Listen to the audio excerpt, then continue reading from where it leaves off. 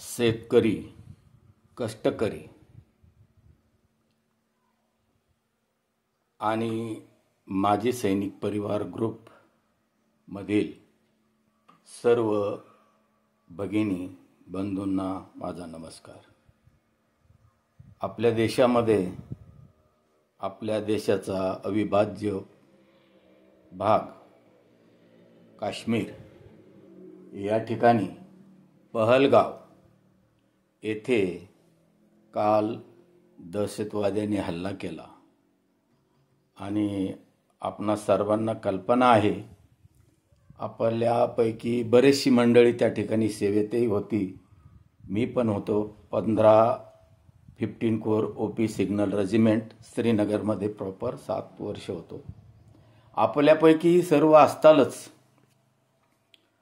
परंतु काल जी घटना झाली अतिशय दुर्दैवी आणि म्हणून आपल्या सर्व माजी सैनिक परिवार, शेतकरी परिवाराच्या वतीने प्रथमतः या हल्ल्यामध्ये बळी गेलेले, दगावलेले सर्व नागरिकांना आपण भावपूर्ण श्रद्धांजली अर्पण करू। बंधूंनो, सर्वात महत्त्वाचं असं आहे की सैनिक हे परकीयांपासून संरक्षण करतात। विशेष म्हणजे हे आपण सर्वांना माहीत आहे, परंतु आता देशाची राजकारणाची परिस्थिती बघता अंतर्गत संरक्षण, अंतर्गत काही निर्णय जर चुकीचे होत असतील, अन्यायकारक होत असतील, तर आता माजी सैनिकाला शांत राहणं किंवा डोळा झाक करणं योग्य ठरणार नाही। म्हणून आपल्या महाराष्ट्रामध्ये गेले 8-10 वर्षापासून कानाकोपऱ्यामध्ये, वाड्या वस्त्यावर राहणारे सर्व माजी सैनिक हे संघटित होत आहेत, संघटनेला जुडले जात आहेत आणि अशा पद्धतीने अनेक प्रकारच्या संघटना आपल्या महाराष्ट्रामध्ये तयार झालेल्या आहेत। परंतु माझी एक नम्र विनंती आहे, प्रत्येकाला आपापल्या ठिकाणी, आपापल्या तालुक्यावर, आपापल्या जिल्ह्यामध्ये कार्यरत राहू द्या। कारण सर्वांना एकत्रच आणू, एकाच मंचावर आणू, हे सर्व आम्ही 27 वर्ष करून पाहिलं। याच्यामध्ये जुनी मंडळी आहे, शेवाळे साहेब आहेत, त्याच्यामध्ये चंदन शिवे साहेब आहेत, मराठवाड्यामधले दांडगे साहेब आहेत, चाटे आहेत, वानारसे साहेब आहेत, शिंदे साहेब आहेत, नाशिककडून पगार साहेब, पवार साहेब, ही सगळी जुनी मंडळी आहे। त्याचप्रमाणे अहिल्यानगरमध्ये संजय मस्के असतील, निळकंठ उल्हारे असतील, शिवाजी पालवे असतील, विनोद परदेशी असेल, संजय ढाकणे साहेब असतील, अशी मोठी एक टीम अहिल्यानगरमध्ये पण आहे। आणि आता सर्वांचेच नाव घेत नाही, परंतु बीड जिल्हा असेल, पुणे, सांगली, सातारा आणि यवतमाळ सगळे जिल्हे असतील, सगळ्या जिल्ह्यामध्ये सगळीकडे संघटना तयार झालेल्या आहेत। प्रत्येकाची विचारसरणी ही वेगवेगळी असू शकते। एका आईला जन्मलेले 5 मुलं सारख्याच विचाराचे असू शकत नाही, हा नैसर्गिक नियम आहे। म्हणून त्यांनी संघटना का स्थापन केली, मग त्याच्यात असंच का आहे, तसंच का आहे, असं चुकीचं आहे, तसं चुकीचं आहे, अशा पद्धतीत कोणीही न्यायाधीशाची भूमिका घेऊ नका, ही माझी हात जोडून विनंती आहे। आणि तुम्ही जर भूमिका घेतली न्यायाधीशाची तर तुम्हाला किंमत राहणार नाही, तुमचं कोणीच मान्य करणार नाही। असे 2 दिवसापूर्वी एक न्यायाधीश दारू पिऊन खूप बकले। हालाकी त्यांना समजायला पाहिजे आपण काय बोलतोय, कुणाशी बोलतोय। अरे सैनिक ऐकून घेतात म्हणून ठीक आहे, परंतु तुम्ही काय बोलताय, कशासाठी बोलताय, काय तुमचं तत्व आहे, काय तुमचं ध्येय आहे, तुम्ही करता काय, स्वतःचं कर्तृत्व दाखवा। स्वतःच्या कर्तृत्वावरून तुमचं नाव आपोआप पुढे येईल। त्यामुळे माझी हात जोडून विनंती आहे, ग्रुपवर विनाकारण एनर्जी वेस्ट करू नका। ज्याने ग्रुप काढले, संघटना काढली, त्यांना त्यांचं काम करू द्या। तुम्हाला एखाद्या संघटनेचं नसल पटत, तुम्ही दुसरी संघटने जॉईन करा। आणि मी तर असं म्हणाल की तुम्ही प्रत्येक संघटनेमध्ये सदस्य व्हा। राहिला प्रश्न सभासद फी भरण्याचा, तो कायदेशीर आहे, तुम्हाला भरायचा भरा, नाही भरायचं भरू नका, परंतु कुणालाही आग्रह करू नका तुम्ही एवढेच द्या तेवढेच द्या। कारण हे सगळं करून आम्ही थकलोय. आम्ही बघितलं त्याचे काय विपरीत परिणाम होतात. म्हणून जर समाजसेवा करायची असेल निस्वार्थपणे करा. कुणीही तुम्हाला म्हणत नाही समाजसेवेला या आणि जाई म्हणत नाही.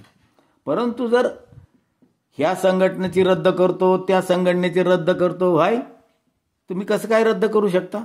काय तुम्हाला हक्क आहे? त्यांनी काढली ते त्यांचे विचार तिथे मांडतील. लोकांना ते विचार पटले तर त्याच्यात सामील होतील. आजकाल फक्त फौजी संघटनेमध्ये फौजीच नाहीये, शेतकरी सुद्धा सामील होत आहेत. आणि ती गरज आहे, कारण आपणच शेतकरी आहोत. म्हणून आपण कुठल्याही संघटनेला नाव ठेवायचा अधिकार नाही. त्यामुळं त्यांच्या विचारांनी त्यांची संघटना चालू द्या. ज्याप्रमाणे देशावर संकट येतं, सगळे कोर, सगळ्या बटालियन, सगळी आर्मी, डीएससी असेल, सीएसएफ असेल, सीआरपीएफ असेल, आर्मी, नेव्ही एकत्र येऊन काय करतात? काय उद्देश असतो? देशाचं रक्षण. त्यामुळे कितीही संघटना असू द्या, अंतर्गत जर काही अन्यायकारक होत असेल शासनाकडून, प्रशासनाकडून, त्यावेळेस सर्व संघटना उभ्या राहणारच आहेत आणि आम्ही उभ्या केलेल्या आहेत.